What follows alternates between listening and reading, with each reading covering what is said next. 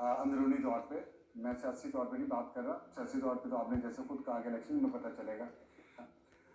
अंदरूनी तौर पे उनको तोड़ने की बहुत कोशिश की गई पिछले 11-12 साल में, तो वो बहुत मजबूत है, वो ही वॉज काम, ही वॉज एट पीस। और मैंने उनको जो सुना है बोलते हुए, उससे मुझे महसूस हुआ है कि नवाज शरीफ की तबीयत में और ज़्यादा ठहराव आ गया, वरना इससे ज़रा ज़्यादा वो गुस्सा कर सकते थे या कुछ अर्सा पहले तक भी करते रहे। तो मैं ये समझता हूँ, मेरा टेक अवे तो ये है, और मेरा ये हाफ टेक अवे है। पूरा टेक अवे ये है कि जैसे आपने भी कहा कि सजेस्टिव पार्ट और उनका आपने बताया है, मैं ये समझता हूँ कि पाकिस्तान की बहुत बड़ी जमात, सबसे बड़ी जमात है या नहीं, इस पर तनाज़ा खड़ा हो जाएगा अतर काज़मी साहब के साथ। चले, सब बहुत बड़ी जमात के सरबराह हैं, 3 दफ़ा इस मुल्क के वज़ीर-ए-आज़म रह चुके हैं। उनकी तरफ से, पार्लियामेंट की तरफ से, सियासतदान की तरफ से एक मुदब्बराना बात की गई है, और हकीकत यह है कि इस मुल्क में ताकत के 3 मराकज़ हैं, एक पार्लियामेंट है, एक अदलिया है और एक GHQ है।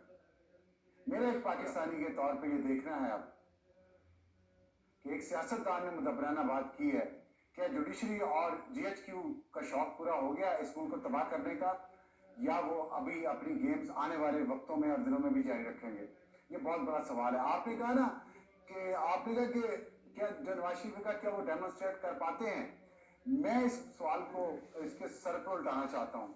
मैं ये कहना चाहता हूँ कि आप फेल हो गए, आपने जो कुछ इस मुल्क के साथ करना था कर लिया, 75 साल आपने तजर्बात हर किस्म के कर लिए, अब आपने जाके दोबारा नवाज शरीफ को लाए हैं, तो क्या आप डेमोन्स्ट्रेट कर पाएंगे कि आप भी मट्टी, इसी मट्टी के सपूत हैं?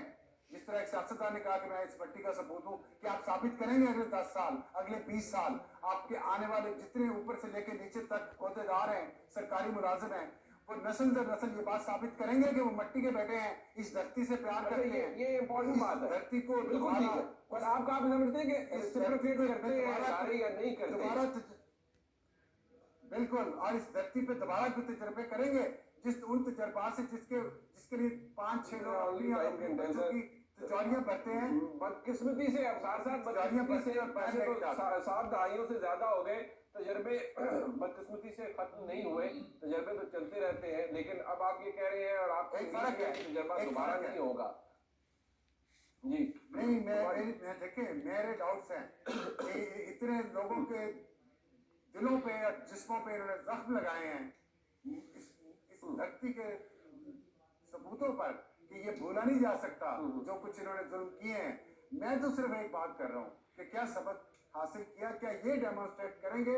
अब उनको तो आप सब कहते थे ना, वो आएंगे तो काम लेंगे, किसी से उनकी बनती नहीं है।